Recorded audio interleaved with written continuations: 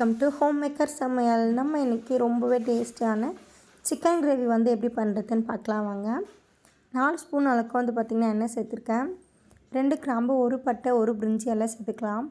கூடவே வந்து பார்த்திங்கன்னா 1 ஸ்பூன் அளவுக்கு சோம்பு சேர்த்துருக்கேன். 4 பெரிய வெங்காயத்தை வந்து பார்த்திங்கன்னா இந்த மாதிரி பொடிசாக கட் பண்ணி வச்சுருக்கேன். அதையும் நம்ம சேர்த்துக்கலாம்.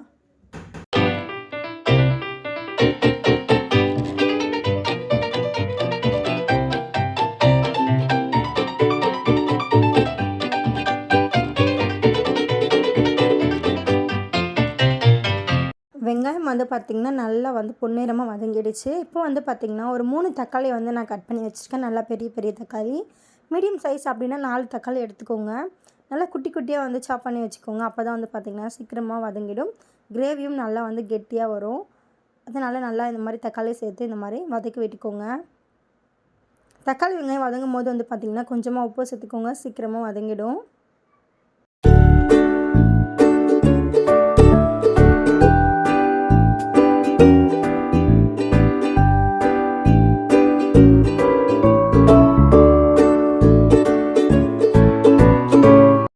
ஓரளவுக்கு வந்து பார்த்திங்கன்னா நல்லாவே வதங்கிடுச்சு. இந்த மாதிரி டைமில் வந்து பார்த்திங்கன்னா 1 ஸ்பூன் அளவுக்கு மஞ்சள்தூள், 2 ஸ்பூன் அளவுக்கு ஜிஞ்சர் கார்லிக் பேஸ்ட் வந்து சேர்த்து நல்லா வந்து வதக்கி விட்டுக்கோங்க. இஞ்சி பூண்டு பேஸ்ட் அந்த வந்து பச்சை வாசனை போகணும். அதுதான் கிரேவிக்கும் வந்து பார்த்திங்கன்னா ஒரு நல்ல டேஸ்ட்டை கொடுக்கும். நல்லா வந்து 2 ஸ்பூன் அளவுக்கு சேர்த்து நல்லா வந்து கிளறி விட்டுக்கோங்க.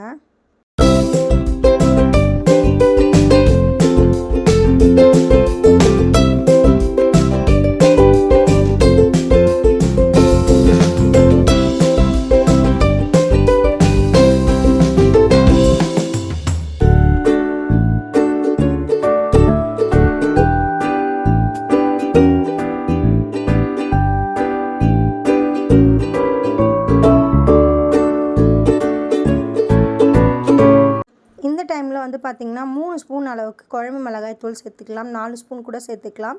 கொஞ்சம் காரமாக சாப்பிட்டேன் அப்படின்றவங்க இன்னும் கொஞ்சம் எக்ஸ்ட்ரா கூட சேர்த்துக்கோங்க. உங்களோட தேவைக்கு ஏற்ற மாதிரி குழம்பு மிளகாய் தூள் வந்து சேர்த்துக்கோங்க. இது கூட வந்து பார்த்திங்கன்னா நான் வேறு எதுவுமே ஆட் பண்ணலை. வெறும் குழம்பு மிளகாய் தூள் சேர்த்தாலே நல்லா செம்ம டேஸ்ட்டாக இருக்கும். இப்போ சேர்த்து வந்து பார்த்திங்கன்னா நல்லா கிளறி விட்டுருங்க.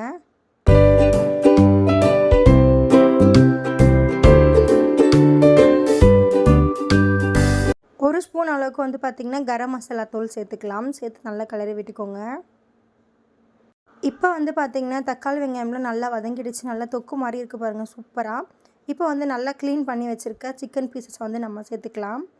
நான் வந்து பார்த்திங்கன்னா கம்மியான குவான்டிட்டி தான் எடுத்திருக்கேன். ஏன்னா வந்து எங்கள் வீட்டில் கிரேவியில் இருக்க பீசஸ் வந்து சாப்பிட மாட்டாங்க யாரும் அவ்வளோவா வந்து.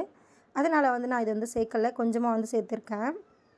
நல்லா வந்து வதக்கி விட்டுருங்க. அந்த சிக்கன் பீசஸில் வந்து பார்த்திங்கன்னா அந்த கிரேவியோட இது ஃபுல்லாக இறங்கணும். அப்போ தான் வந்து பார்த்திங்கன்னா செம்ம டேஸ்ட்டாக இருக்கும்.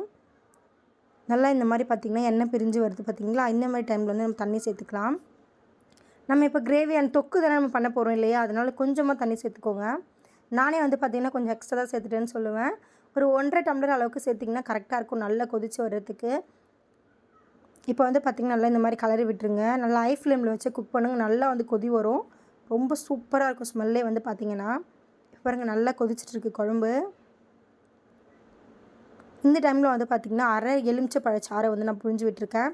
கொஞ்சமாக கருவேப்பிலை கொத்தமல்லி தூவுங்க. இப்போ இதோட ஸ்மெல்லே வந்து பார்த்திங்கன்னா அவ்வளோ ஒரு சூப்பராக இருக்கும். சேர்த்ததும் நல்லா இந்த மாதிரி கலரி விடுங்க. இன்னும் கொஞ்சம் நேரம் கூட கொதிக்கட்டும்.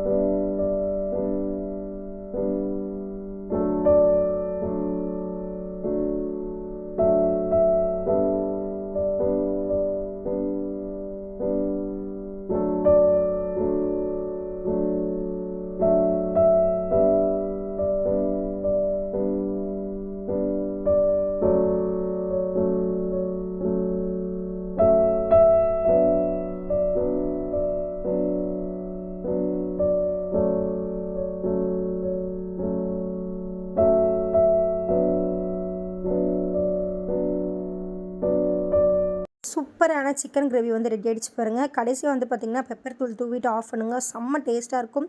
சாதம், இட்லி, தோசைன்னு சொல்லி எல்லாத்துக்குமே அவ்வளோ சூப்பராக இருக்கும். பிடிச்சிருந்தா மறக்காம சேனலை சப்ஸ்கிரைப் பண்ணுங்கள். பெல் பட்டனை கிளிக் பண்ணுங்கள். தேங்க்யூ.